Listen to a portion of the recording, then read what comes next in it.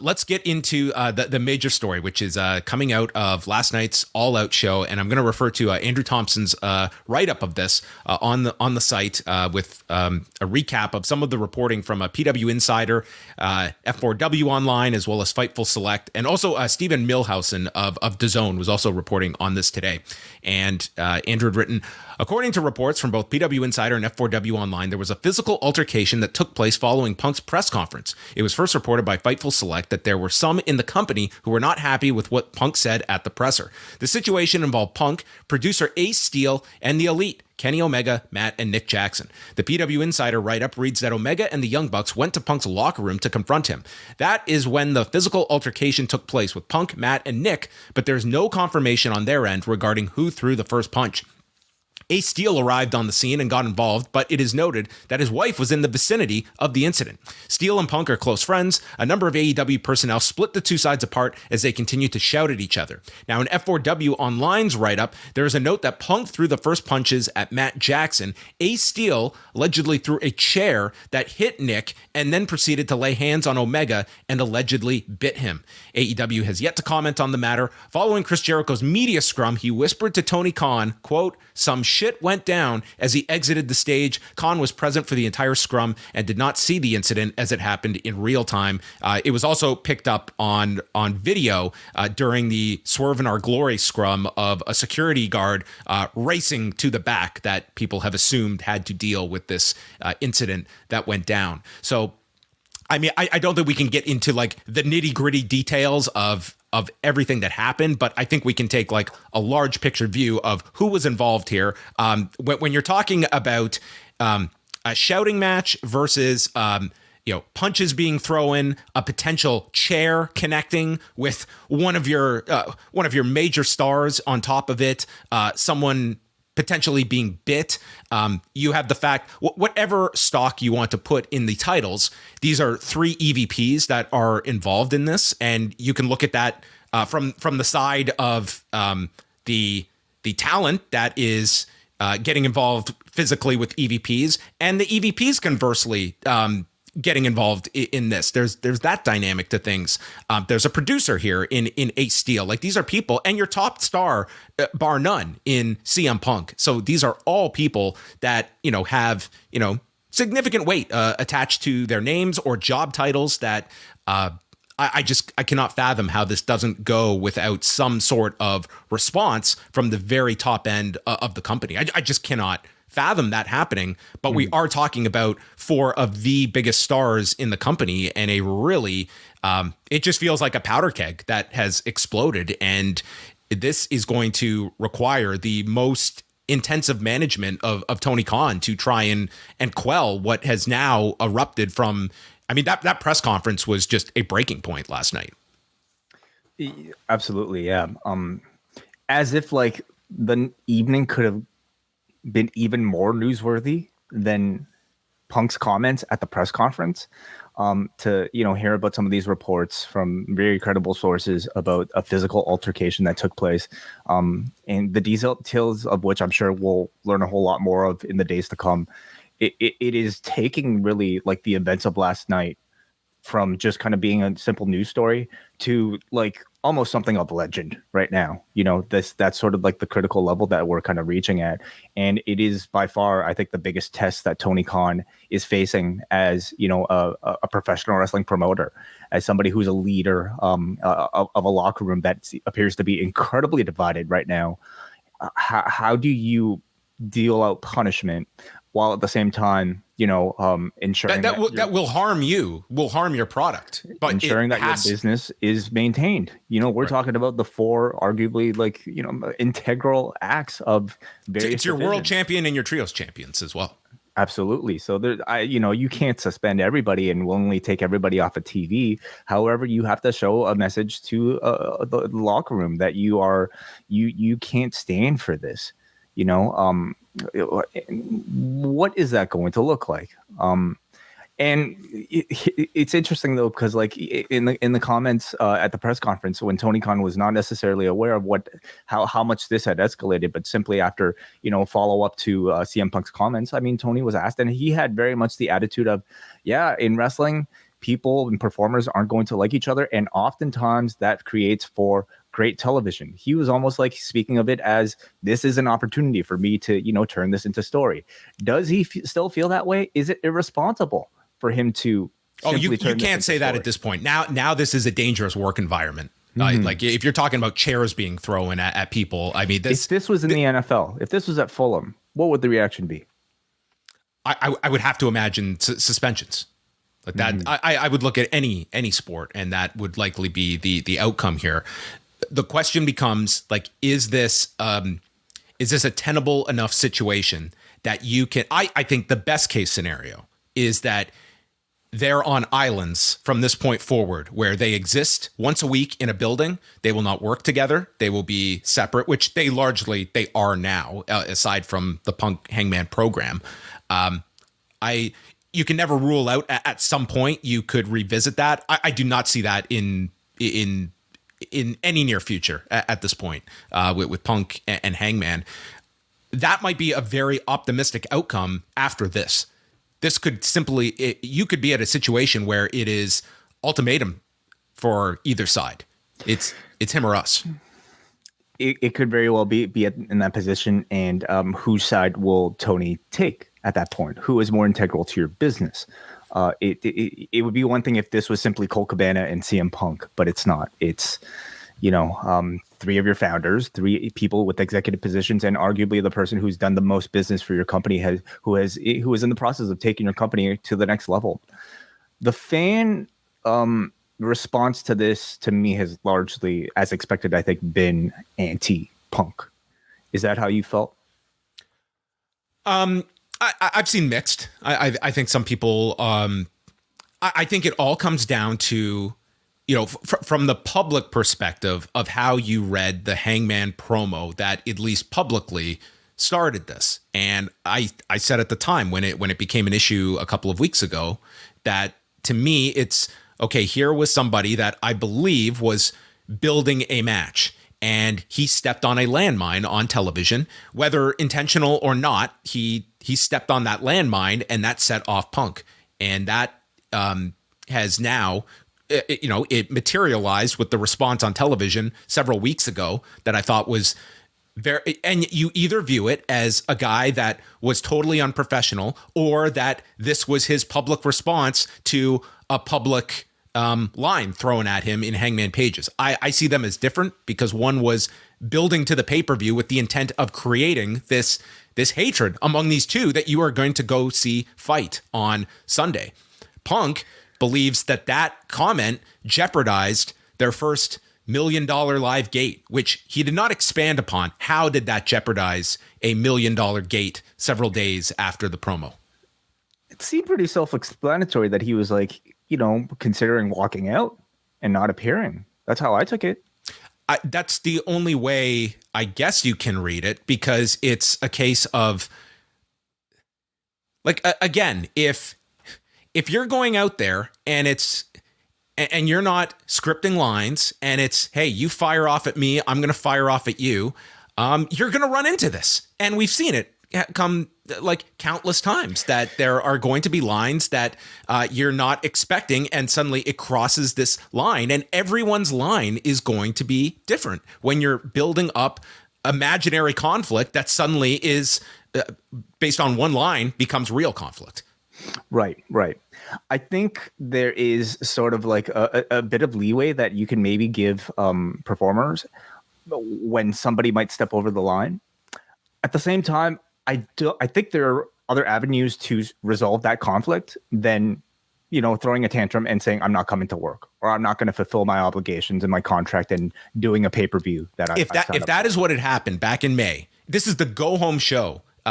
This is the Wednesday before Double or Nothing that the promo happens, and Page uses the workers' right lines, which, let's be honest, I listened back to our show today, and just that was one that I think some people assumed he meant Colt Cabana, but it's we were as confused as anyone. Like, Yep. you could read it like that, but I don't think anyone, like, it was not something where it happened and people moved on. It was not a line that I think people connected all the dots on, at least not a large number did. Right. But it's also for that reason where, I mean, I could understand Punk's frustration. I do too. With that line, I do too. Because it had nothing to do with any of the story that you had been setting up before. It just seemed like a dig that was unnecessary, that did not necessarily even build that much heat.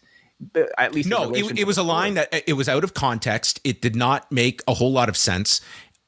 And if you are giving some benefit of the doubt here, if Hangman is wanting to convey like a legitimate rivalry here with this guy, and your conclusion as the viewer is, oh wow, he stepped over the line, they really don't like each other, and you're playing with fire at that point when you are trying to simulate that this is a real hatred. Well, it's a thin line between simulated and actual, and they turned it into a line that set Punk off. And if you're Hangman, sorry to cut you off, but if you're Hangman Page, do you expect any result but what has happened? You know, like creating actual tension, real life tension, non-fictitious tension between you and the partner that you're creating that scene with.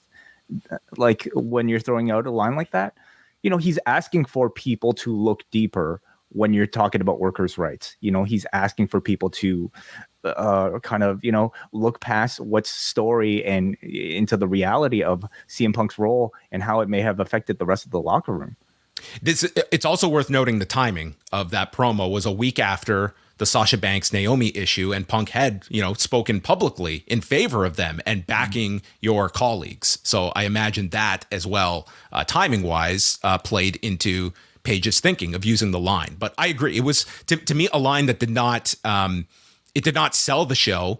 But I can also look at him believing that it was. I'm trying to convey to the most ardent fan that, oh wow, he went there, and this feels like these guys really don't like each other, to try and sell that. Had it been a case where Punk refused to work the pay-per-view that weekend, I think there would have been a great negativity towards Punk if he did not fulfill that. But again, that he didn't really go into detail. He just said it jeopardized $1 million house that was 4 days away. I can't imagine any other form of jeopardy than Punk walking away because he was so pissed off. And, you know, all of this, I think this is what I think continues to make CM Punk such an interesting person in the world of pro wrestling. It's what also makes us love him, right? It's the fact that he's willing to stand up for himself and at any sign of disrespect. And in this case, sometimes that to the public might go a little too far. Was this sign of disrespect big enough for somebody to threaten to walk out of the show? To him, it was, or you know, but so to others, no. So just going through the timeline. So they have the match. Punk wins. Wednesday, they're at the Forum, and that's the show where Punk breaks his foot in the match, where he jumps off the stage, breaks his foot, and then Friday is the Rampage, and Hangman was off the show that Wednesday. So Friday, Punk gives up the title, they create the interim championship. He announces the injury, and then they state that the Battle Royal is going to happen the following Wednesday. So Wednesday is when Hangman is brought back onto television, but he's not in the Battle Royal, as we pointed out, and it made no sense. Why is Hangman not in the Battle Royal? And if you remember, he wins his match and then does the promo and alludes to, I'm probably not going to be getting a title match anytime soon. And that was never contextualized or followed up on, and I imagine that is the line that's been used because Punk was not there that week. That's the only thing I can imagine is the line that was being brought up, that Punk was not around to respond to, even though I didn't necessarily take that. I mean, you could. They weren't at that point building towards that match. Punk is out, and the line really made no sense within the body of the television program. Right, and given the context of, I think, the workers' rights line from several months back, I guess you can understand why, you know, Punk would take a special offense to that subliminal, as you know, rap fans might call these, and it's really kind of played itself out on TV in such spectacular ways that I don't know how Tony will respond because in the same time where I think we're looking for, professional sort of like punishment or at least like penalties being put on people like this for speaking out on TV like this or in press conferences. At the same time, he's been looking for magic like this to take his product to the next level. He talked about it in the press conference yesterday. Sean versus Brett, was sort of like to him almost like maybe something that was a bit of a hallmark in helping establish obviously the McMahon character and also the Attitude Era. He's been looking for something like this, and look how much time we're spending talking about it. Look how much time the audience is spending talking about this thing beyond what took place at All Out. It's like the ingredient that I feel like he's just at the same time salivating about how he can make money off of this. So, Wednesday is a show that I'm really grateful that we are going to, John, live, because I think the public reaction will be huge. I think it'll be nothing but reaction to this. So I'll be interested to see how AEW shuts it down. I just don't know, like, where... Like this is the whole problem, and this is where, like, of course, whenever stuff like this happens, you are going to have a segment that it's just everything's a work, and you can't get through to that segment of people that are going to view it like that. But you're right to be skeptical at times because this is professional wrestling, and I think. But this one makes no sense because you have brought back MJF. You had this program in place. This has done damage. Maybe the program turns out fine, but for at least the short term of that buzz you wanted coming off that pay-per-view, that you put this guy on the sidelines for 3 months to build up to this night of him coming back, and that's our final visual. And within an hour, nobody is, I won't say nobody, but it's greatly downplayed after all of this happens. Like, the timing of this contradicts your big story that you're doing with Punk. And that to me... No, agreed. I mean... I think so much of what we've been seeing right now with Punk and with MJF are perhaps things that have started off very real, but will be used to blur the lines to create fiction, as we've seen with Brett and Sean. As we've seen with everything else. That's just kind of like the nature of professional wrestling. It's not a black and white matter. Like, not everything is being like secretly playing in a room, and not everything is completely real. But I'm kind of past that argument myself, John. Like, I think like people let's like kind of move on and like talk about this knowing what we believe to be the truth, and that the tension here is very real. So the next question then becomes, and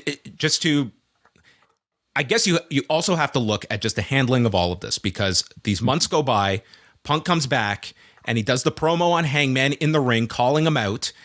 To me at that point, like, that was, if you want to look at this, that is strike one for Punk. And I think strike two was last night. And you might argue that the locker room stuff, depending on who the instigator was, like, does that become another strike in all of this? To me, it never should have got to the point that last night erupted into.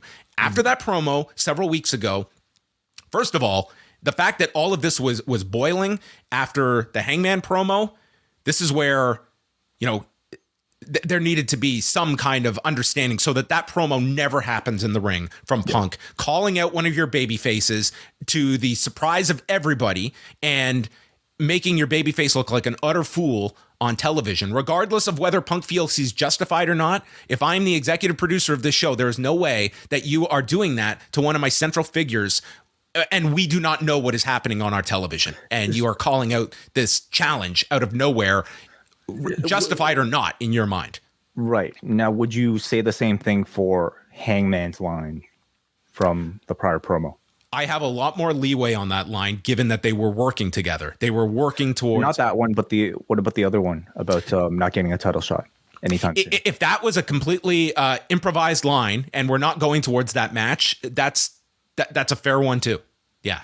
I don't think that's subtle that it's subtle enough that you understand why it didn't get a lot of attention. Like, it was not this big controversy coming out of it. Like, we noted it. But you also believe, okay, they're planting a seed for a rematch down the road or something. But the way it positioned Punk was that he's shutting Hangman out of the title picture, and it's like healing Punk. So that's fair comment too. But again, we're talking about this company that one of the selling features was we don't script promos. We don't have writers. We let the artists write their music. And now they're writing music that we want to have a better control of. Now the record company wants to have a say in the rap lyrics. Totally. Yeah. This diss track is too close to the bone. Yeah. Again, though, like that's a wonderful analogy because to me, one of the things that deepened my whole love of hip hop are real life beefs. Tupac and Biggie, Nas and Jay-Z. These are things that I think are still stuff of legend that really take the industry and the companies or their art forms to the next level. So again, I there's a big part of me that thinks Tony Khan right now is thinking about ways he could turn this into art, how he could make money off of this. And I also feel like, as tense as maybe things may be between, Punk and the Elite, somewhere down the line, I believe this will be turned into business. You always have to keep that door open in professional wrestling. I don't think that's happening in the immediate future. But do you look at this as, again, you have 4 major stars that are at the center of this, that it is going to do your program no good to send either side away for any time being. But at the same time, what message does it send to, I don't know how you can turn a blind eye to this. And believe me, I understand the nature that, everyone is bringing up, well, you just suspended Eddie Kingston. There is going to be a star system in pro wrestling, and the bigger star is going to have the bigger rope. That's just the reality of things. And you can disagree with it. You can say it's unfair. Wrestling is unfair. It is. That said, I feel like once we're talking beyond just like that press conference alone, you could certainly argue like that was a very unprofessional.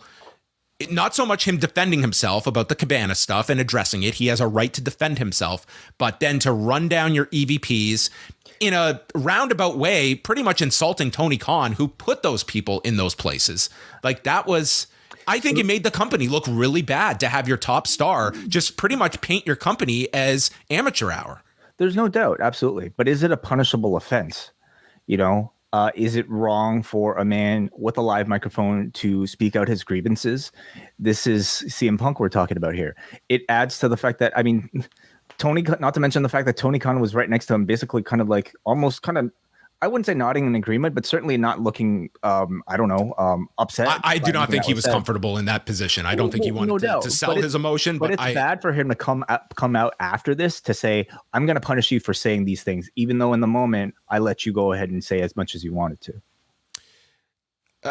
Fair enough. But I think at that point, I don't think you can retroactively punish him for that.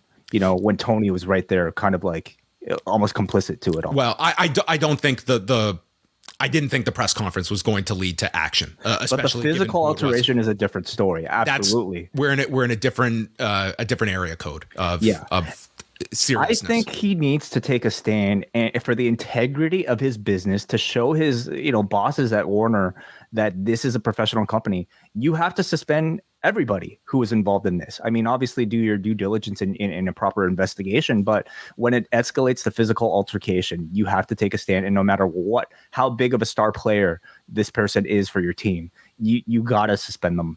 You got to deal appropriate penalties. You have a big enough roster. You just kind of went through a whole, summer without Kenny and without Punk. What's a few more, months or something like that?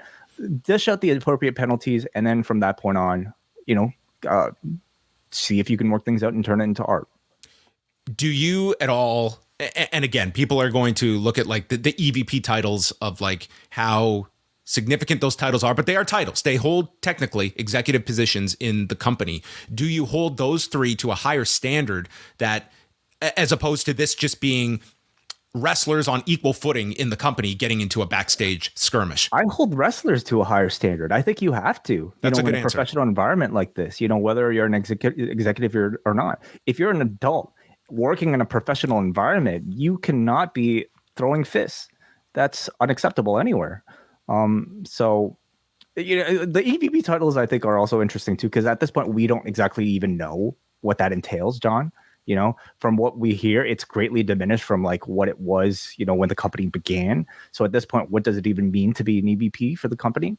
It may very well just in terms of the benefits that comes with, like, is this something like they could lose their EVP titles over that may have like very tangible benefits attached to it versus a wrestler contract? Like, this is something where, if you remember way back in the mid 90s when Vader and Paul Orndorff got into that big fight backstage, it was like a lot of it was on like Paul Orndorff like fighting Vader. It's like, you're the road agent here. You are in the position with the office that you should be the cooler head here in this kind of a situation.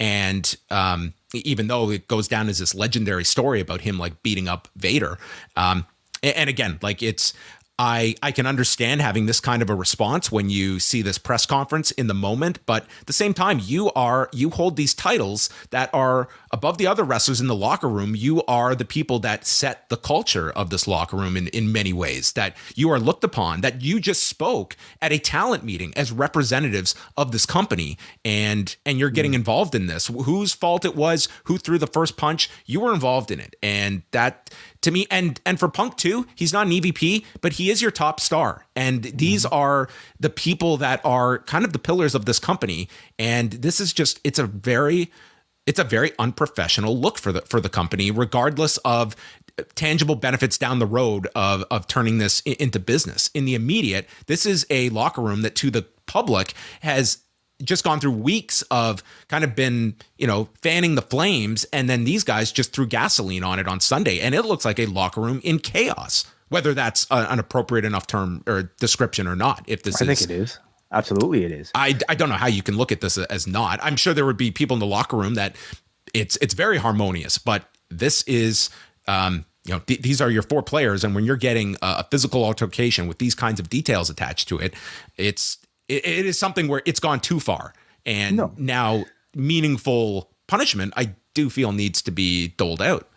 Yeah, I think you're absolutely right. Absolutely. I mean, not just, to show the public, I think you have a control of your roster, but to show the talent in the back, the young talent in the back, that very much looks to all four of those men as, role models, that no matter how big of a star you are, like, this is not a way to dish out your conflict resolution. And more importantly, in the past, we may have seen altercations like this benefit the participants involved. We may still see that, if they go ahead and turn this into a big story involving everybody. Certainly, it's worked out for MJF. He's got he received the biggest spot on the pay-per-view last night as a result of whatever had happened between him. I mean, you're showing a sign. You need to show your younger roster that it doesn't matter how big of a star you are. You cannot act out like this. It's this whole year, I think, has been like kind of full of stories such as this. We talk about Sasha and Naomi, of course, not following company orders, I suppose, and going off on their own. And you get to see two different philosophies of how to handle it. In Sasha and Naomi's case, the company kind of turned on them pretty quick. Will AEW do the same with this? That I don't see happening. I don't see any kind of public, I would be very surprised if you saw it. I would not rule out the idea of, if there was a suspension, if they announced it on the air, but the idea of like burying your talent, I would imagine 0% chance of that happening on AEW.